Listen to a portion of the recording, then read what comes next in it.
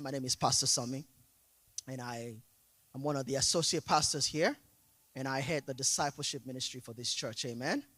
Amen. And I'll be bringing you the word this morning. Today we'll be continuing on our sermon series, The Parables of Jesus. Amen. And I'm bringing to you today a very special one, a very special parable. Amen. Before we continue, greetings to PF and Pastor A.K., the shepherds of this house. It's really hard to look back to see how far we've come together as a family. Amen? And sometimes we almost take it for granted. So every time I get the opportunity to hold this microphone, I always give honor to whom it is due. You guys are wonderful shepherds. You've given us an opportunity to be able to share this microphone with you, with these wonderful people at a time such as this. And I do not take that for granted. Amen? Amen, amen. All right, for those who are not aware, parables, they're earthly stories that are meant to be relatable. But not only are they meant to be relatable, they come with an heavenly wisdom. And I'm intentionally starting with that this morning, because it's important for us to understand what parables are and what they're meant to do in our lives. Today I'm bringing to you a parable that is perhaps one of Jesus' most personal ones. And I say that carefully because all the other parables that he gave explanations to. This is one parable that he decided not to give an explanation to. And we all know that Jesus doesn't make mistakes.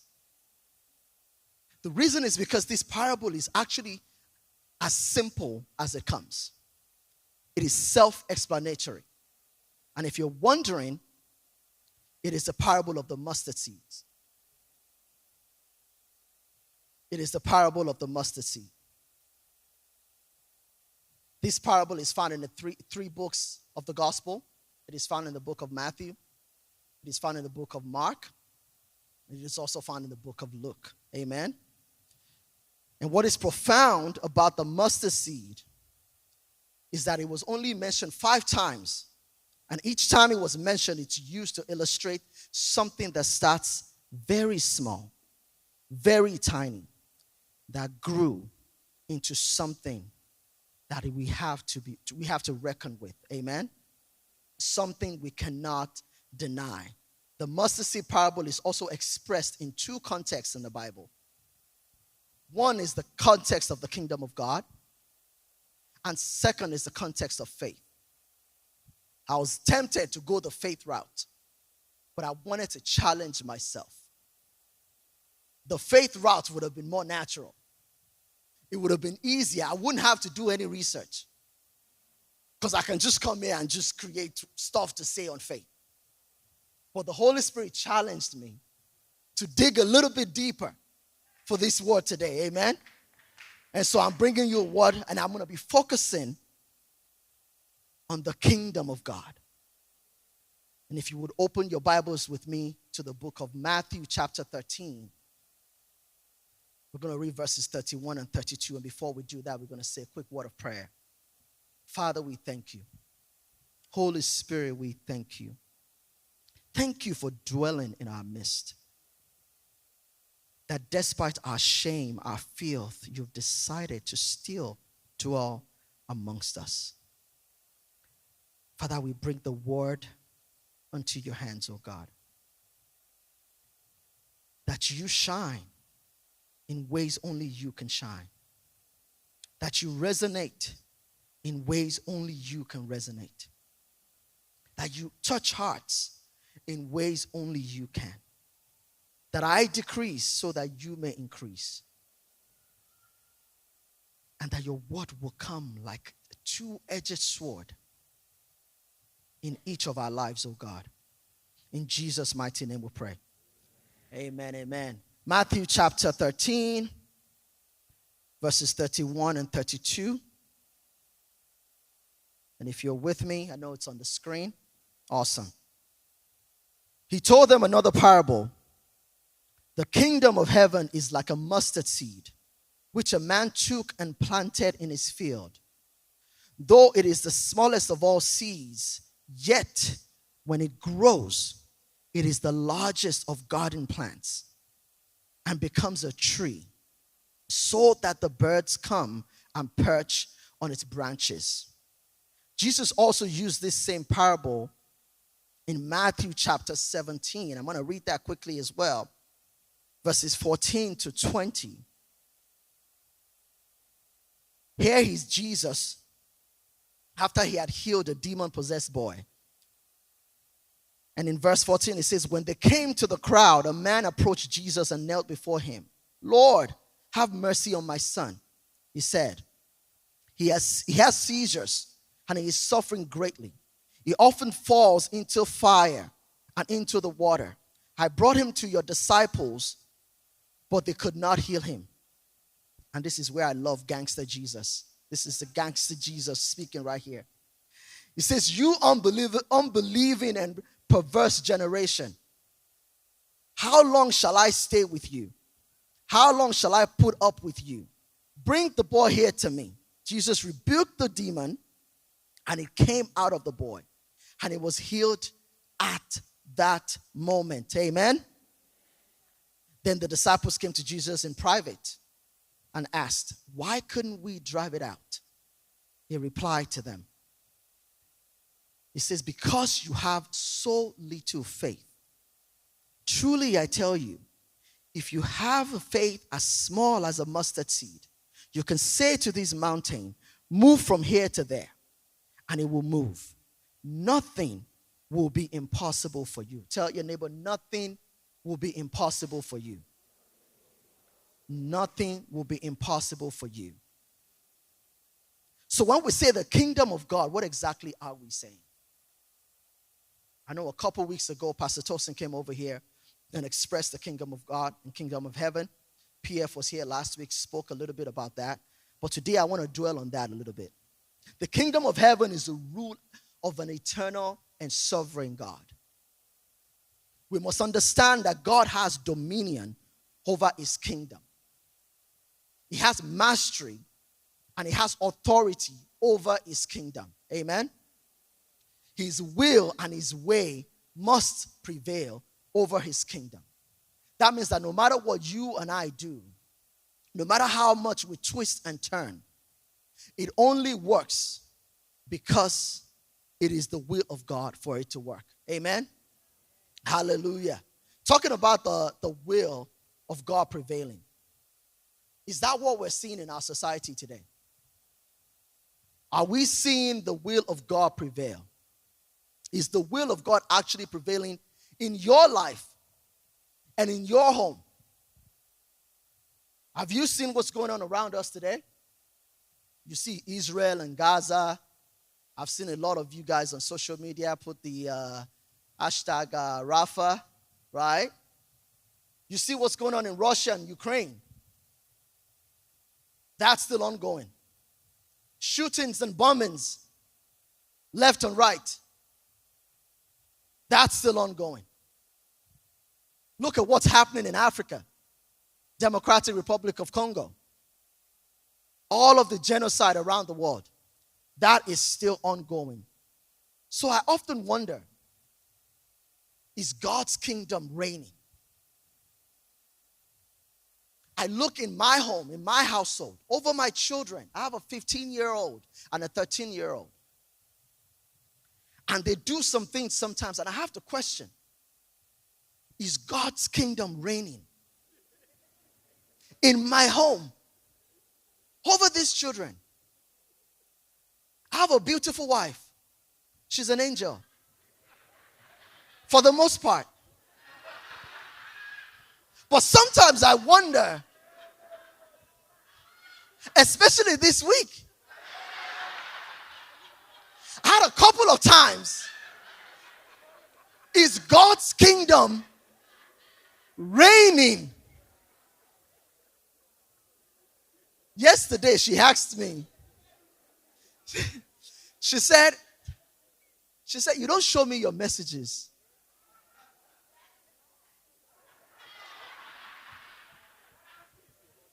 Now you know why I didn't show her my messages.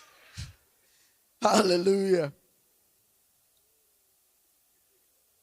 You ever just look at the word and look at the hopelessness and just feel insignificant? Like I want to do something, but I don't even know where to start. Almost like a mustard seed.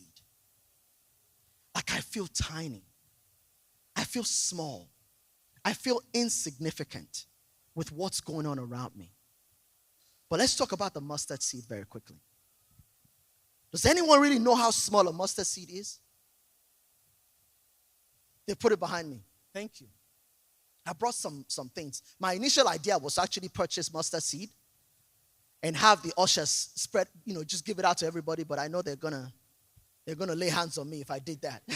That's extra work for them. So I figured I'd keep it simple. This is what a mustard seed looks like. That's how tiny it looks. That's how tiny a mustard seed looks. Now, can you believe that this tiny seed, as tiny as it looks, when planted, when it goes into the ground and it's watered under the right environment, under the right conditions, it can grow up to be a bush. They're going to put that up too. As big as this. It can grow up to 10 to 20 feet tall. That's how powerful that tiny seed can grow. But not only can it do that, there's some species of this same seed that not only grows to this, but actually can grow into a whole tree. Amen? Isn't the Lord God wonderful?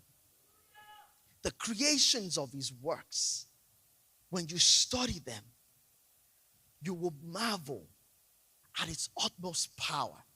Hallelujah. Hallelujah. I did a study on this mustard seed. And I realized very quickly that they're actually not as desirable as we want to make them.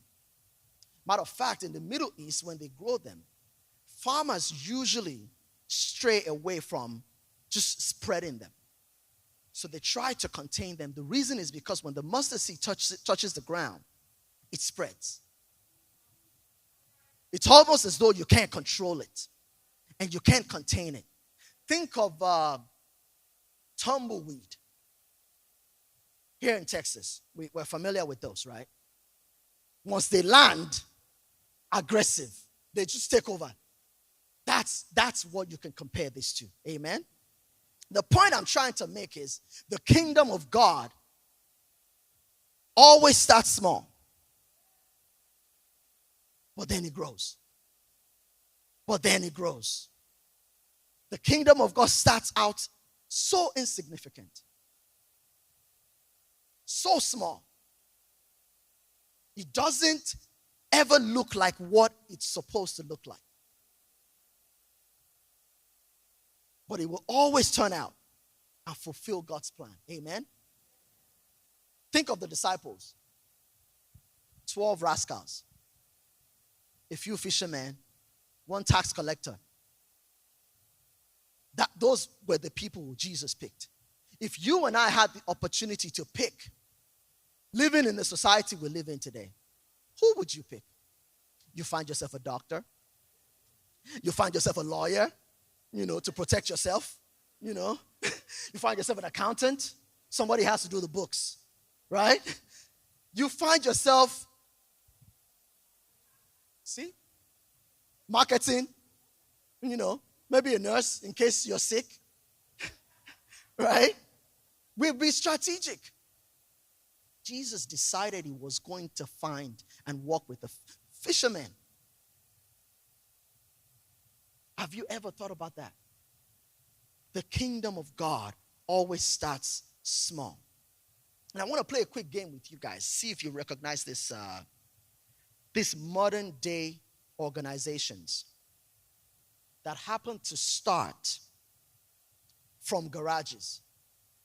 And the reason I'm doing this morning is not to make us feel good, but it's to bring home the point that I'm trying to make. And I'm going to have the AV team help me. There's a garage, this particular garage. Can you guess what organization, what multi-million-dollar organization started in this? Fantastic. This was Apple. This was where Apple started. Apple has now grown into a multi-trillion, not million, not billion, trillion-dollar corporation. Look at their headquarters now. This is Apple's headquarters. That is Apple's headquarters. Let's go very quickly. The next garage. What corporation started in this garage? This is Google.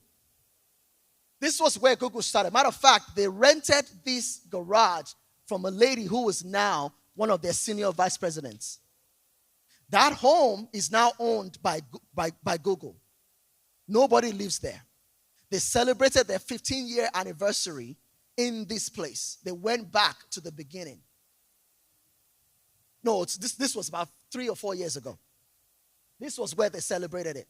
Now show us the new building of Google. This is not even a building. This is a city. Talk about small beginnings, yeah? Let's go to the next one.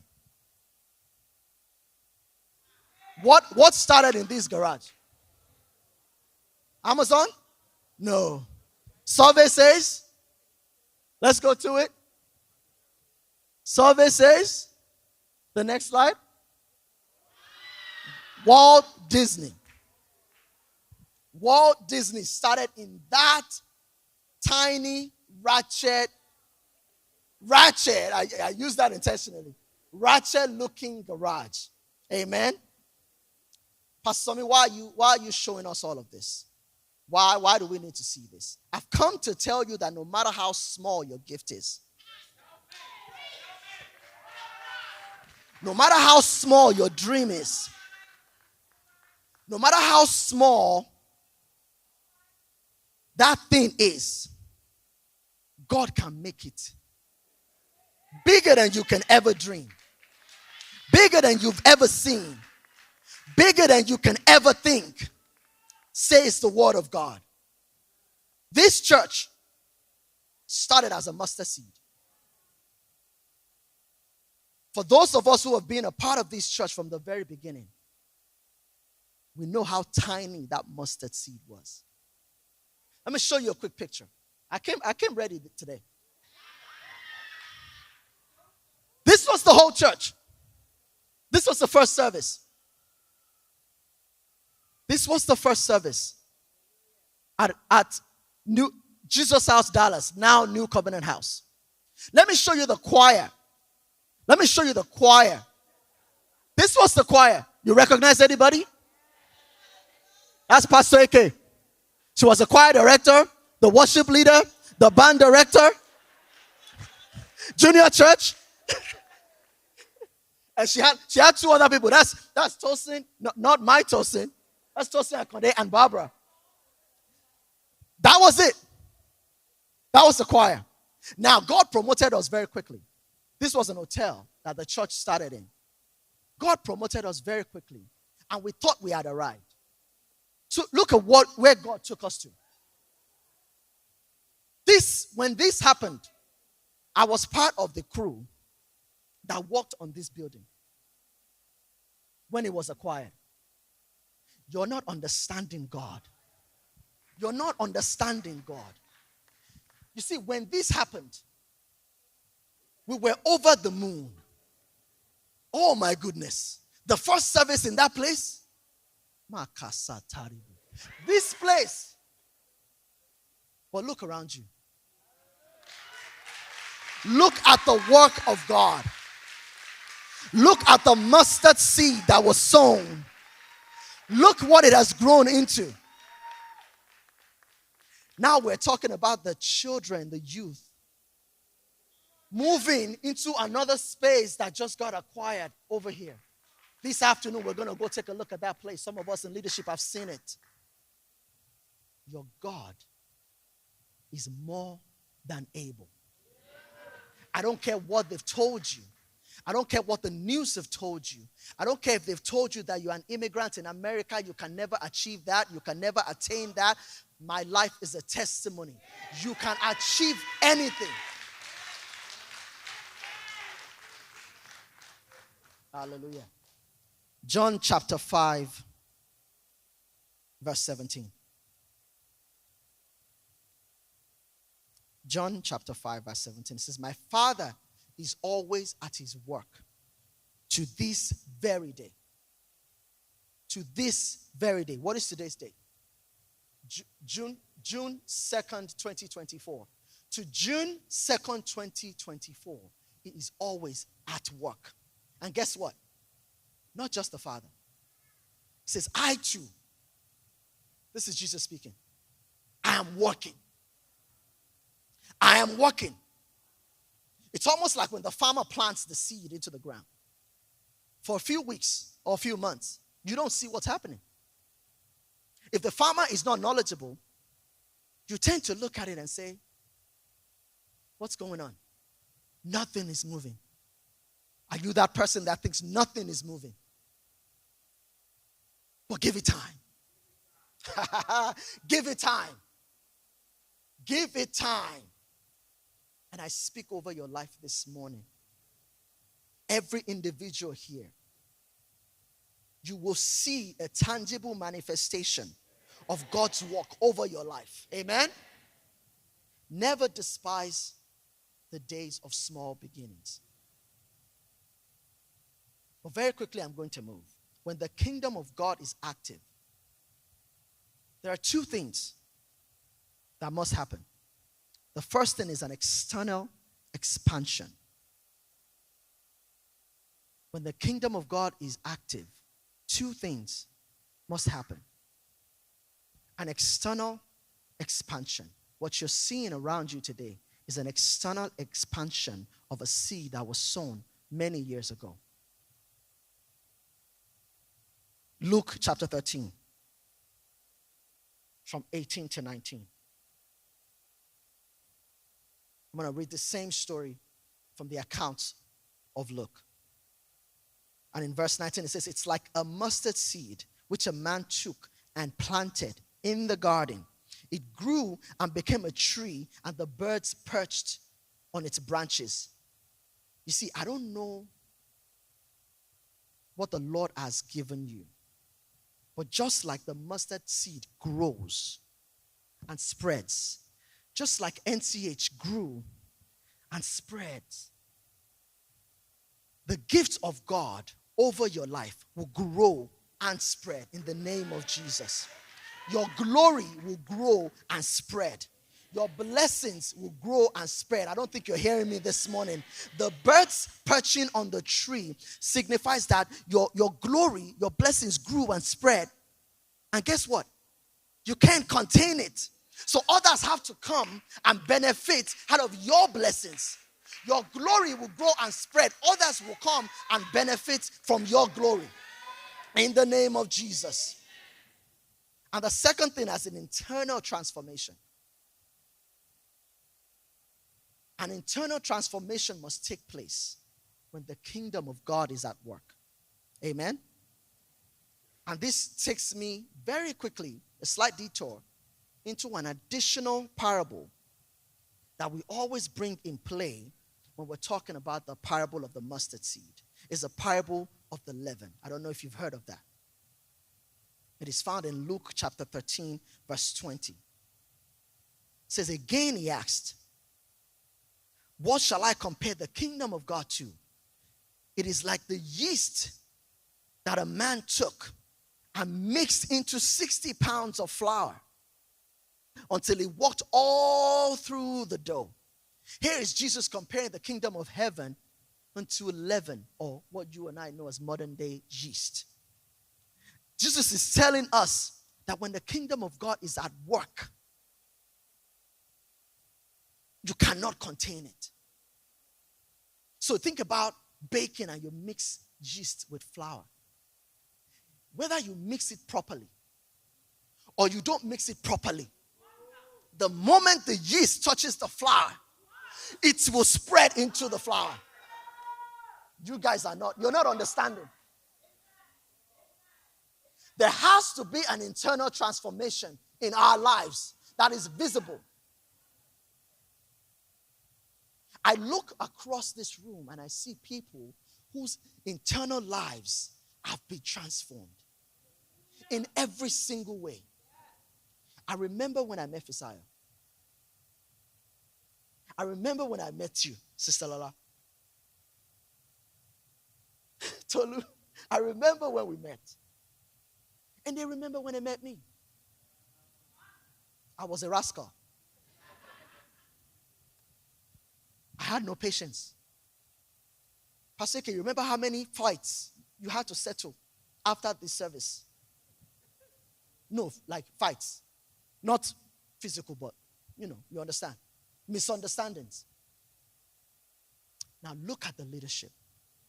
There's an internal transformation that takes place when the Spirit of God is moving. Amen? You may not see it, but once that leaven, once that yeast touches the flour, time takes its course. And whatever it is that God has placed in your hands, I speak to that the time of God would align in the mighty name of Jesus. And you too will see a manifestation of God. A lot of us are in a constant state of complaining, myself included. We want the promise of God to come to pass in our lives, but it's hard to give it time.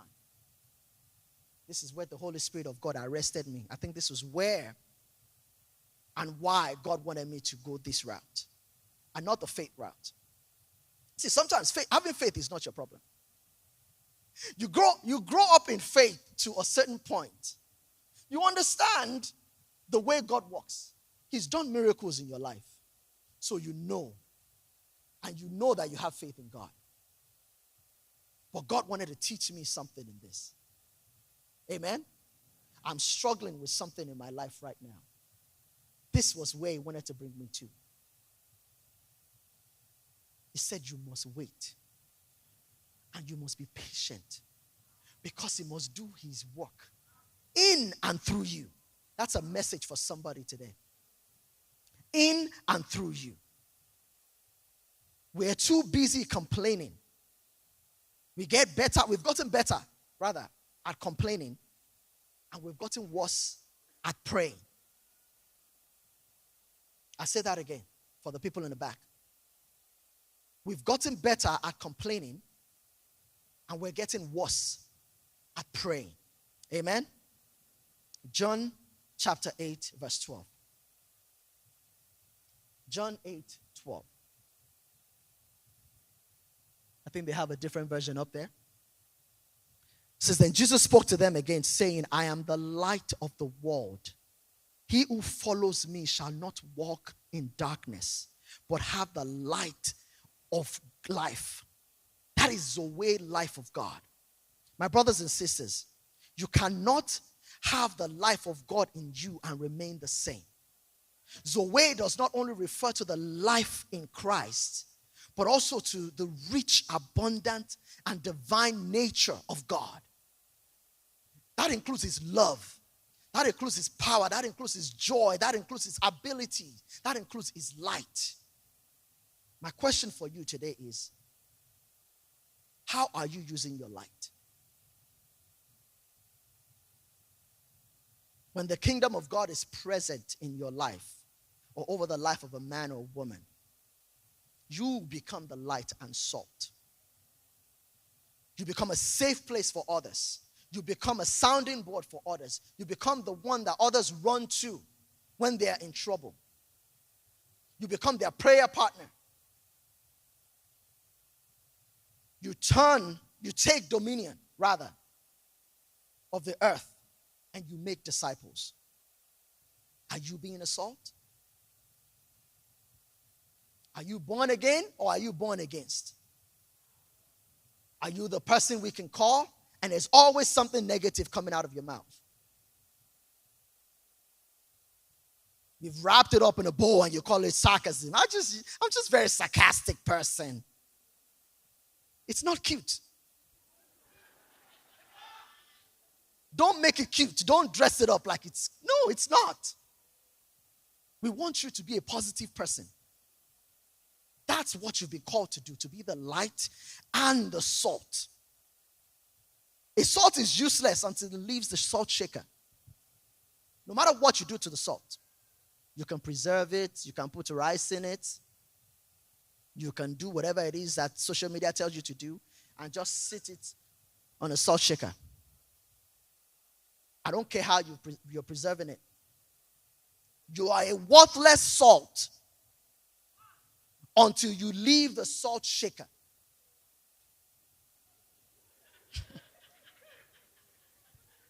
Most of us are too comfortable minding our business.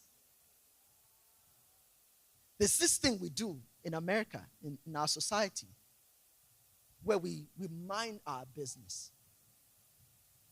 Right? It sounds very cool. Don't bother me. I don't bother you. I come to church on Sunday, shake hands. How are you, sir? Glory to God. Good to see you. Keep it moving. But you are not salting anybody. And you are not providing light to anybody's life. Amen? You are a worthless salt unless you leave the salt shaker. We forget that we are here to make disciples and lead people to Christ. That job is not just for the pastors holding the microphone. That job is not just for the worship leaders. You weren't saved so that you can come here every Sunday and just look cute. Sorry, I'm coming for the jugular today.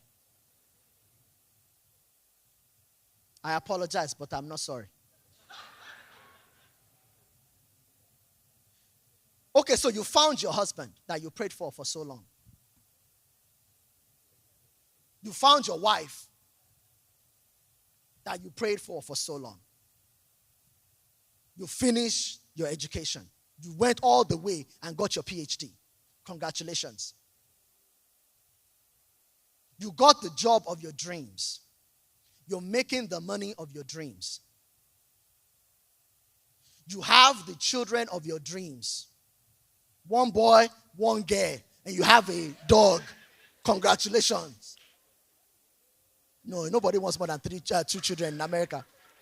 Trust me, I'm one of them. You have one boy, one girl, and a dog. Right?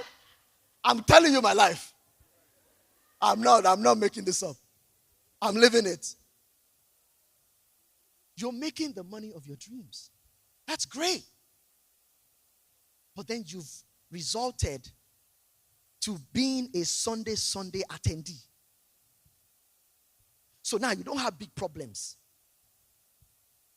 You don't have big problems anymore. So you just come to church on Sunday. In fact, sometimes, twice a month, you just watch from home. I'm talking to the folks at home. I know you're watching.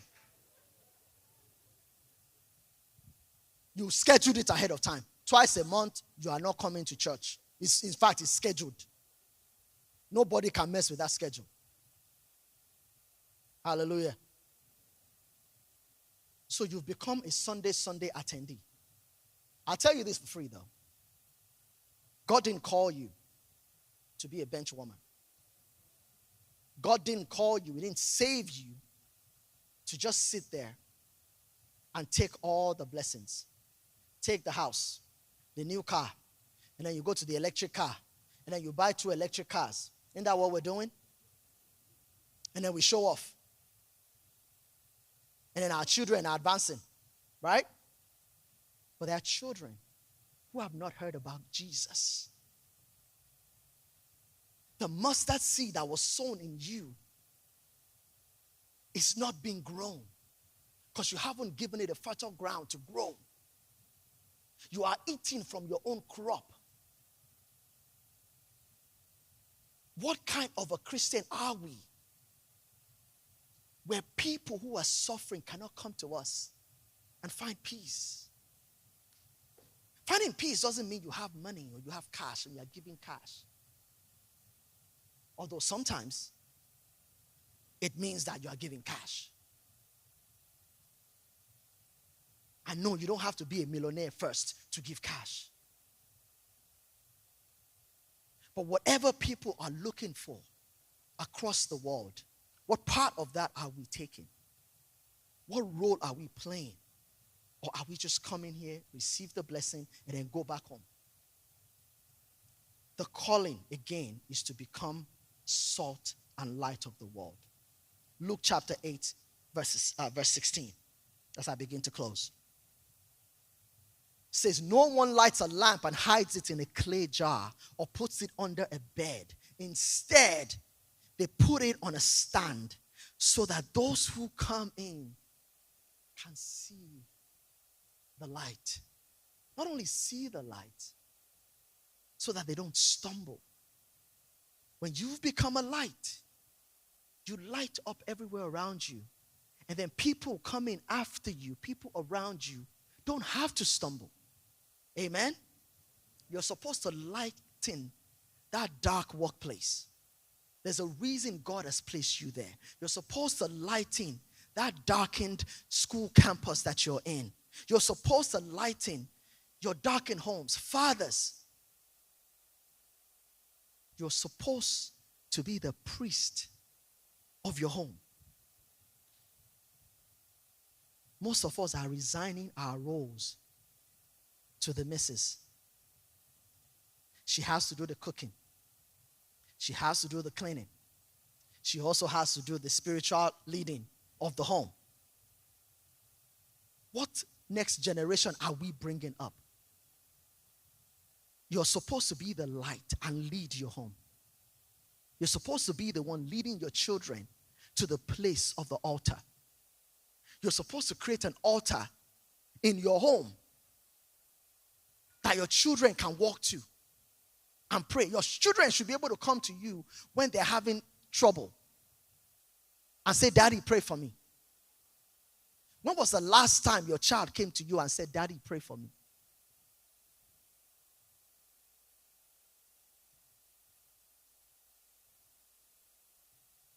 But we think it's just okay. It is not okay. And I'm just going to say this as I'm wrapping up. With or without you, the mustard seed Jesus described is going to grow. It's growing. It's growing. Oh, it's growing like wildfire. You see it. You look at the initial 12 that Jesus walked with to the 120. Now we have over 3 billion believers across the nation. Across the world, rather. The work of God is being done. I just want to invite you to be a partaker in that work.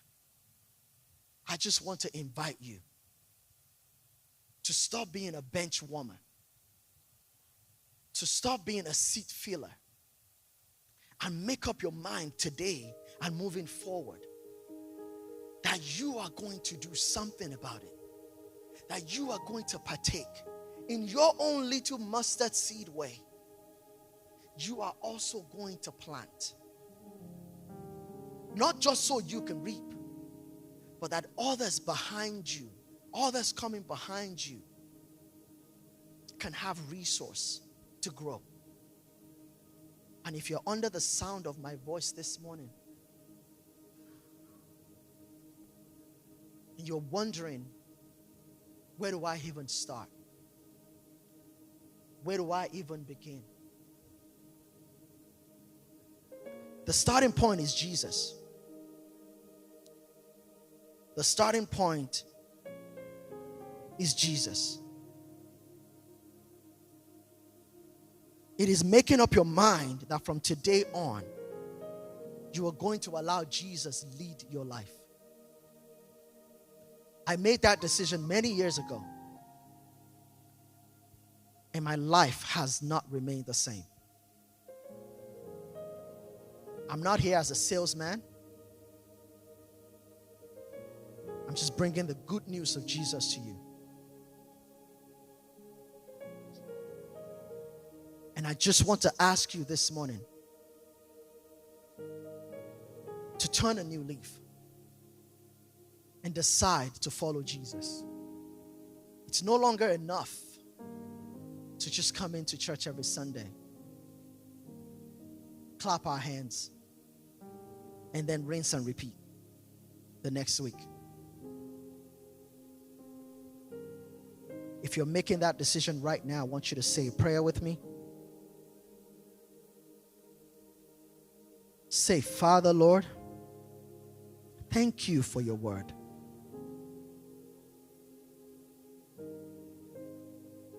I just want to ask for the forgiveness of my sins. Father, forgive my unbelief. Father, come into my heart.